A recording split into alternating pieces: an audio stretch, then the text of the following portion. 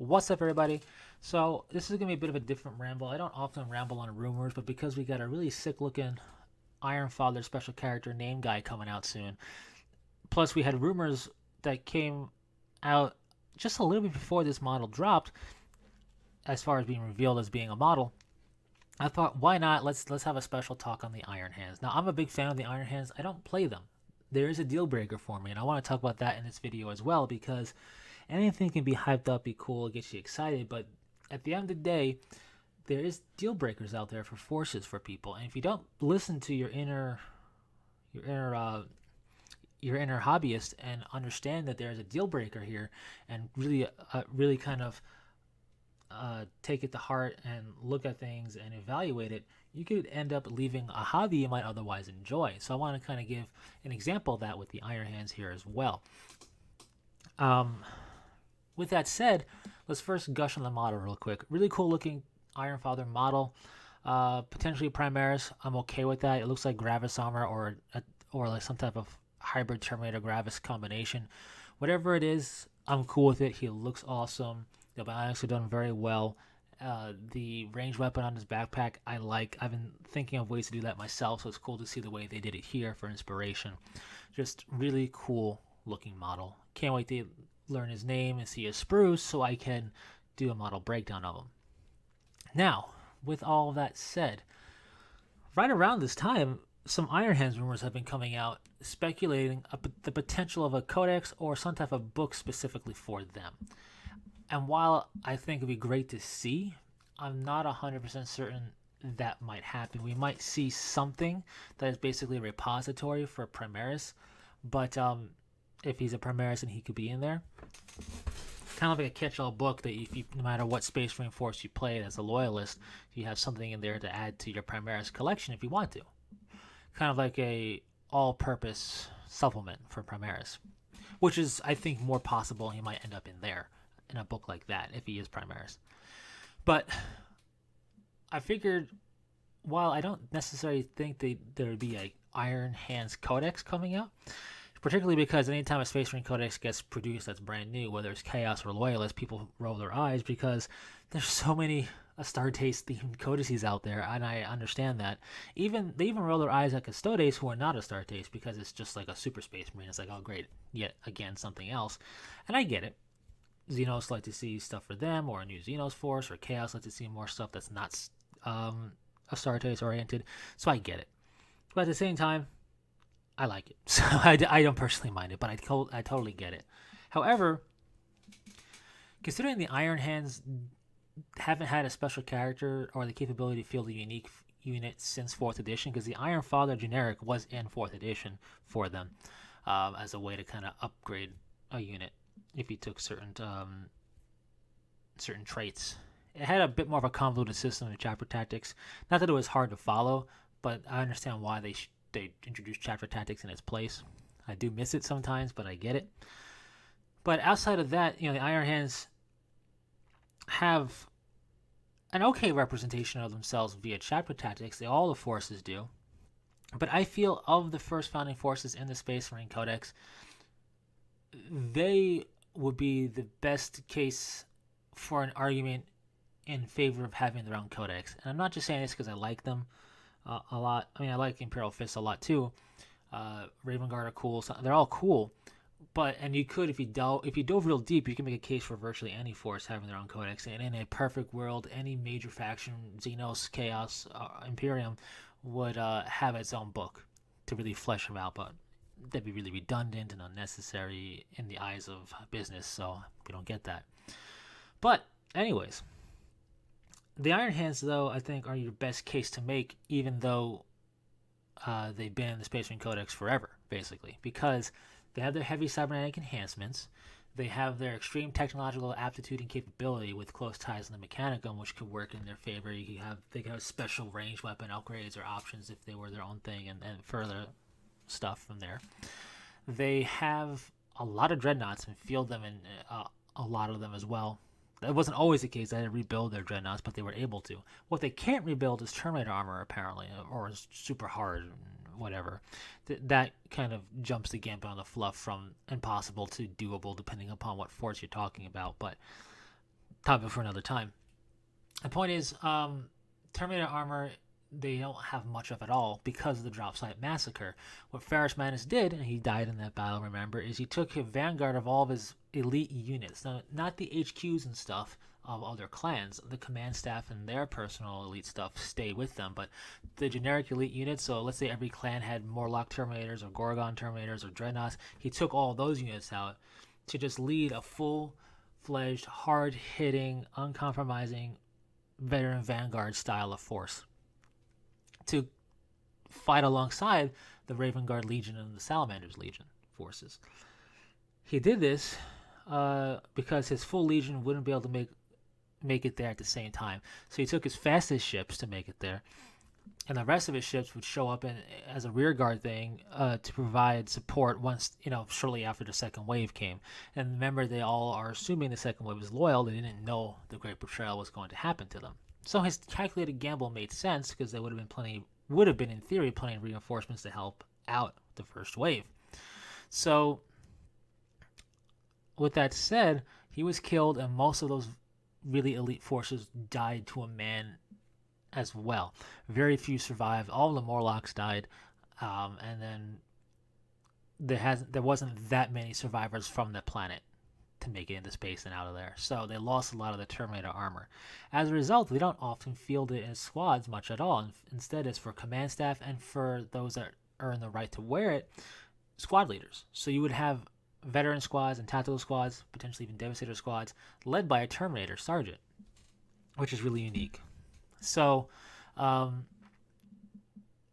I know technically the Space Wolf Codex used to do it. I don't know if they still can have that capability to do it, but it's not part of their fluff to do it, if that makes sense. Or at least not in the way that the Iron Hands do it. So, I'm not talking actual Codex capability. I'm talking fluff here. So the Iron Hands really aren't represented very well via chapter tactics insofar as really feeling them out in a way in which they do business standardly.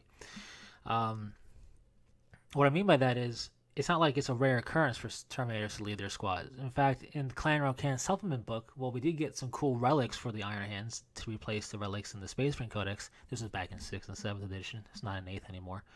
And we got cool Warlord traits. It didn't change up the force organization at all to allow this. But there is a picture of this in the Clan Rokan book. So while it shows you what they can do, you don't get the ability to do it. If they had their own codex, you could. So I understand, in a way, why this rumor was coming out as kind of riding the wave of Chaos Gate in that second book and the Vigilus stuff. And I get all of that. I do. I don't foresee it really happening specifically for Iron Hands, although they would make the best sense to do it.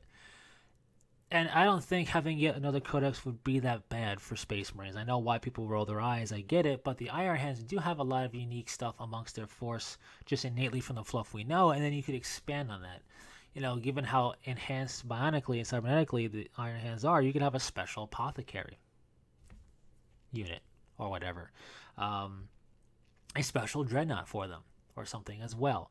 So, even a Dreadnought HQ. So, there's things that can be done that if you had the freedom of their own book to stretch their legs in and really decorate for themselves, if you will, would allow. And it would make, I think, for a cool fan base, the fan base would probably be that much happier about it. And you could even limit things, right? You could have them not have a Terminator squad entry at all, and instead the Terminators are done as the sergeants only. So you can do things like that in a codex of your own, without having to try and finagle it in a way that's going to be too wordy and kind of convoluted and muddy in a codex that's already established. I just don't foresee it happening. If anything, I see a Primaris kind of supplement style book happening, kind of like a Vigilus book, but for Primaris. But we'll see. For it to happen, though, you would need to have the Space Marine Codex 2nd edition come out with them not in it at all, because their codex would be for them and their successors. And then basically you would have to announce that, and then the week after announce the Iron Hands Codex, because you wouldn't want any real gap where they go. It's like, hey, where'd the Iron Hands go? Somewhere? You don't want a gap like that. So that's the rumor that I wanted to address with the really cool special character model coming. I look forward to seeing the model in more detail with like 360 view or the sprue, because it definitely looks cool. Definitely resonates with me, as the Iron Hands do in general. So to wrap things up, this might be a little long-winded. Why don't I collect the Iron Hands? Not that you care why I don't personally collect it, but it's a force that resonates with me. So kind of the natural question is, well, why don't you collect them if you were talking amongst people? Deal breakers. You have to remember deal breakers. A force could resonate with you on a lot of levels, but if there's a deal breaker that stands resolute without waiver and is saying, hey, listen to me, listen to it, and really decide then if it's worth trying to push past that. For me, it's really an aesthetic thing. Plus, their fluff has went a little wonky for me with their cold hatred. Especially nowadays, it's like, I get it. They're really angry. We don't need to further state how angry they are, but and how much they hate things, including themselves. But I get it, and that doesn't bother me as much as the aesthetics, particularly of their models. The way they do bionics and cybernetic enhancement stuff, I'm not the biggest fan of. I like the way this Iron Father does it because, for example, his forearm and hand on his left arm, I should say, makes a lot of sense. It looks like a Terminator from the movie with Arnold Schwarzenegger, not the 40K unit. But it makes sense. It looks functional. It looks capable, and I can believe how it works. Okay, at somewhere in the armor, the flesh stops and that bionic piece starts. The problem is when you look at a lot of the cybernetic pieces of the Iron Hands Tactical Squad upgrade bit, particularly in the legs, you see a lot of power cablings and stuff that looks vulnerable, and then it goes like it's unarmored just to show you it's a bionic piece, and then there's armor at the bottom half of it, or there's an armored knee pad, which less of a problem, and then it's like an armored foot piece and like part of the calf. It just seems haphazard. Like, why not just be fully in armor? Well, then you can't see it, and the whole point is to see the cybernetic enhancements of the Iron Hands. It's kind of their visual thing that sets them apart, makes them unique, and I get that.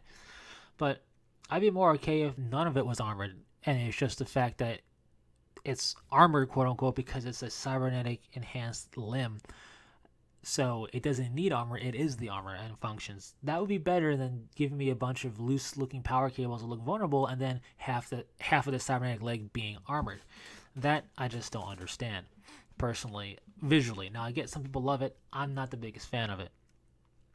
Forge World has some decent cybernetic limb stuff in one of their kits that looked alright. Now I will say this. If you are a fan of that, it is a shame you don't really get any Terminator cybernetic bits to do that with. You kind of have to go third party or make it up yourself. I get that. But at the same time, if the top half of the leg was armored and the bottom half was all cybernetic, I'd be okay with that. It's the fact that you have the bottom half is armored up cybernetic limb, the top half is exposed cybernetic limb, and it just doesn't really make sense to me. As silly and petty as that might be as a deal breaker, visually I just didn't like it. And you want to kind of embrace the visual uniqueness of a force. That'd be like feeling Dark Angels without any robes anywhere. It just doesn't make sense. They use robes on their veterans ship stuff for the battle companies or Deathwing and the Ravenwing. It would just be like not feeling any robes anywhere because you don't like it. Well, if you don't like it, the Dark Angels probably aren't really for you because it's kind of their thing on their special units and on their character models and all that. So, it's kind of like that, or it's kind of like, Blood Angels with not painting up their helmets the different colors they're meant to be, which is another deal breaker for me, by the way. But it'd be like doing that and then not wanting your Sanguinary Guard to be gold. It's like, well, that's kind of what they do. Could you go away from it? I guess, but that's not really what you should be doing or whatever, if that makes any sense. Then it's your force. You can do whatever you want, obviously. I'm just saying, for me, if I was going to be collecting Iron Hands, I would showcase the bionic limbs, the cybernetic limbs, but the bits we have access to is very limited for that in general, and the bits specifically for the Iron Hands are a little lame. I mean, if you look at a Tech Marine is probably cybernetically enhanced himself, being a scion of Mars, but you don't see it. He's armored up. You see it very little, and maybe if you have an unhelmeted version, so that's fine for me. It's implied by the very nature of its being, but with Iron Hands, you got to see it specifically to help make them stand out. Also, some of the cybernetic bits from the Iron Hands Tactical Squad box was a little silly to me. One hand is basically like almost monkey wrench style, just to hold a gun and shoot it. It doesn't look like a functional hand. And for a force so tech adept, I don't think they would do that. I feel if they were gonna have a cybernetic hand, it'd be a functional hand to do things aside from just connect to a bolter. I think they would have it be able to manipulate things and hold a sword and open a door and things like that and grab things. I don't think they'd be that short-sighted. Just go, give me a wrench arm. I think they'd definitely make sure that they had capability. So it looked a little bit primitive and a little bit silly. Basically, that it's an older sculpt of stuff though, so I kind of get that. It was from a different time, and as silly as that sounds to say, or silly that is to say, or silly as that sounds, there we go. That's the saying. It's true though. It's not of the best quality. It's done in a way that looks a little rough around the edges, but it's kind of meant to give them that rough and tumble feel. And stuff looks a little bit exposed, like exposed power cabling and hydraulic cabling and all that, to give the tech feel. But nowadays, I think we can get that in a much more streamlined look, a much better look with better detail without looking so odd to people, myself included. Now, a bionic head where like top of your cranium and both eyes are cybernetic, whatever, that's fine. You have a breather mask that kind of connects to it. I can deal. But it's when things just look unnecessarily primitive or scrapped together, that, or almost like they would fit on an orc, where I'm like, really? That's what we're going with? So this is a deal breaker for me that is potentially solvable if they were going to redo the Iron Hand specific units and have a much better look along the lines of what we see with this Iron Father. And if they had bionic limbs, if they were done like the Iron Father's arm, where it was almost like, Terminator, the T-800 leg, or like a Necron leg almost, but a little bit more imperial, a little more bulky or whatever, not as streamlined and perfect, that would be a lot better than what we got currently. But it remains to be seen. Another good example is from Forge World, the Gorgon Terminators. They are obviously implied to be very enhanced, but they don't necessarily look it crazily right out the gate.